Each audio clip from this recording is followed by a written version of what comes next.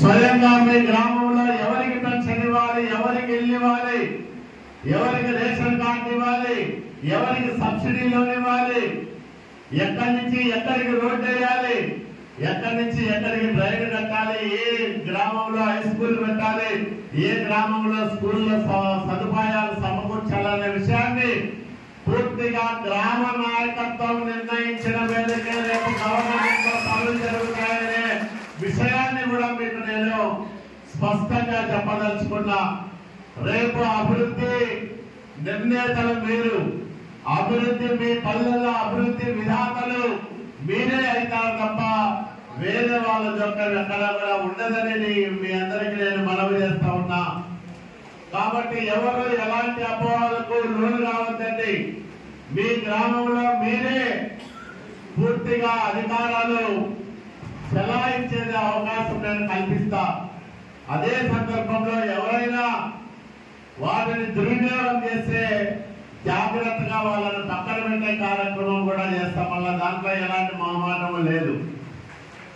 నేను ఇచ్చిన స్వేచ్ఛను, నేను ఇచ్చిన అవకాశాన్ని ఎవరు కూడా దుర్వినియోగం చేయడానికి వీలు లేదు.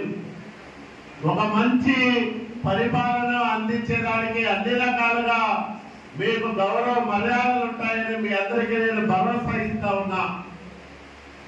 ఈరోజు మన వాళ్ళందరూ కూడా వివిధ పార్టీలకు సంబంధించిన నాయకులు ఉన్నారు. వాళ్ళందరూ పార్టీకి ఒక ఇద్దరిద్దరు చొప్పున మాట్లాడతారు. ఆ మాటలన్నీ వినండి. వాళ్ళు భారతీయ జనతా పార్టీ ఉంది. ఈరోజు దేశం గర్వించదగ్గ నాయకుడు నరేంద్ర మోడీ గారు ప్రపంచంలో దేశాన్ని ఒక అగ్రగామిగా అగ్రస్థానంలో నిలపడానికి నిరంతరము పనిచేస్తున్న నాయకుడు నరేంద్ర మోడీ గారు. భారతదేశానికి ప్రపంచంలో ఇంత గొప్ప గౌరవ మర్యాదలు మునుపెన్నడూ లేరు. నరేంద్ర మోడీ గారు ఎక్కడ ఏ దేశానికి పోయినా వేలు లక్షల మంది ప్రజలు హాజరైతా ఉన్నారు. అట్లాగే ఆయనకి జేజేలు పలుకుతా ఉన్నారు. ఏ దేశ అధ్యక్షుల దగ్గర పోయినా, ప్రధానమంత్రుల దగ్గర పోయినా విశేషమైన గౌరవ మర్యాదలు పొందుతా ఉన్నాడు. భారతదేశ ప్రధానిగా మాత్రమే కాదు, నరేంద్ర మోడీ వ్యక్తిత్వంతో కూడా ఆయన ప్రత్యేక గౌరవ మర్యాదలు పొందుతా ఉన్నాడు. కాబట్టి అట్లాంటి ఒక దృఢమైన నాయకత్వ లక్షణాలున్న నరేంద్ర మోడీ గారి నాయకత్వాన్ని ప్రపంచంలోనూ దేశంలోనూ మరింత బలోపేతం చేసే అవకాశం కూడా మనకు వచ్చింది. ఇంకోవైపు పవన్ కళ్యాణ్ గారు మామూలుగా అయితే ఒక రాజకీయ పార్టీ పెట్టి విశేషమైన ప్రజాదరణ ఉన్న నాయకుడు సీట్ల విషయంలో పట్టుబడతాడు. నాకు ఇన్నే కాళ్ళ, ఫలానా సీటే కాళ్ళని.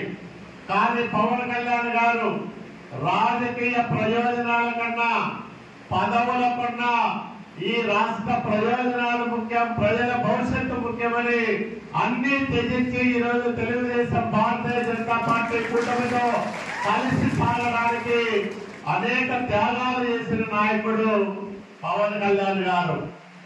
మరి వీళ్ళందరి సమిష్టి కృషితో, సమిష్టి నాయకత్వంతో చంద్రబాబు నాయుడు గారి నేతృత్వంలో ఏర్పాటయ్యే ఎన్డీఏ ప్రభుత్వం డబుల్ ఇంజన్ సర్కారుగా రాష్ట్రంలో అనేక విప్లవాత్మకమైన మార్పులకు శ్రీకారం చుడుతుంది. ఇప్పటికే 4,000 రూపాయలు పెన్షన్ అనౌన్స్ చేశాం. దివ్యాంగులకైతే 6,000 రూపాయలు ఇస్తామని చెప్పాం. అట్లాగే 18 ఏళ్లు నిండిన ప్రతి మహిళకు నెలకు 1,500 రూపాయలు ఇస్తామన్నాం. సంవత్సరానికి 3 గ్యాస్ సిలిండర్లు ఉచితంగా ఇస్తామన్నాం. మహిళలు ఆర్టీసీ బస్సులో ఎక్కడికైనా ఉచితంగా ప్రయాణం చేసే వెసులుబాటు కల్పిస్తామని కూడా హామీ ఇచ్చాం. రైతుకు పాస్బుక్ ఉంటే సంవత్సరానికి 20,000 రూపాయలు డబ్బులు ఇస్తామని చెప్పాం. ఇవే కాకుండా ఎంతమంది పడిపోయే పిల్లలుంటే అంతమందికి సంవత్సరానికి 15,000 రూపాయలు ఇవ్వబోతున్నామని కూడా స్పష్టంగా హామీ ఇచ్చాం. బీసీలకు ప్రత్యేకంగా రక్షణ చట్టం తీసుకొస్తామన్నాం. బీసీలో 55 సంవత్సరాలు నిండితే చాలు వాళ్లకు 4,000 రూపాయల పెన్షన్ వచ్చే విధంగా చేస్తామని కూడా చెప్పాం. సంవత్సరానికి 5 లక్షల ఉద్యోగాలు, సంవత్సరానికి 4-5 సంవత్సరాల్లో 20 లక్షల ఉద్యోగాలు కూడా ఇవ్వబోతా ఉన్నామని చెప్పాం. ఉద్యోగాలు వచ్చేంత వరకు డిగ్రీ చదివిన పిల్లలకు నెలకు 3,000 నిరుద్యోగ వృత్తి కూడా ఇస్తామని చెప్పాం. ఇవన్నీ హామీలు ఇచ్చి ప్రజల ముందుకు వచ్చినప్పుడు ప్రజల్లో విశేషమైన స్పందన ఉంది. ఎక్కడికి పోయినా ఒక సానుకూలమైన వాతావరణం ఉంది.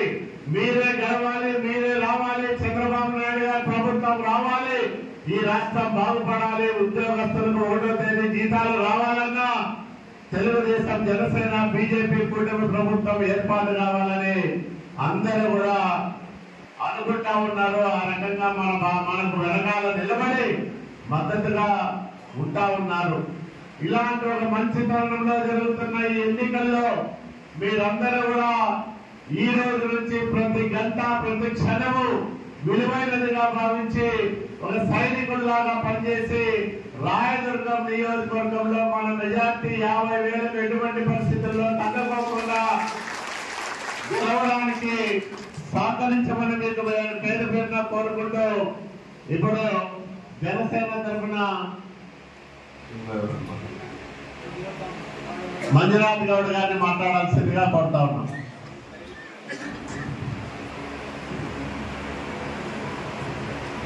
తెలుగుదేశం జనసేన పార్టీల ఆత్మీయ సమావేశానికి ముఖ్య అతిథులుగా విచ్చేసినటువంటి శ్రీ కాలువ శ్రీనివాసన్న గారికి, అలాగే ఇంకా వసుంధర మేడం గారికి, అంబోజీరావు గారికి, హీరోజీరావు అన్న గారికి, ఇంకా తెలుగుదేశం పట్టణ నాయకులు, పట్టణ అధ్యక్షులు నాగరాజు గారికి, అలాగే కౌన్సిలర్లకు, జనసేన నాయకులకు, తెలుగుదేశం నాయకులకు, బీజేపీ కార్యకర్తలకు అందరికీ నా నమస్కారం. అలాగే వేదిక ముందున్నటువంటి తెలుగుదేశం కార్యకర్తలకు, నాయకులకు, జనసేన నాయకులకు, బీజేపీ నాయకులకు, అలాగే పాత్రికేయ మిత్రులకు అందరికీ నా నమస్కారం.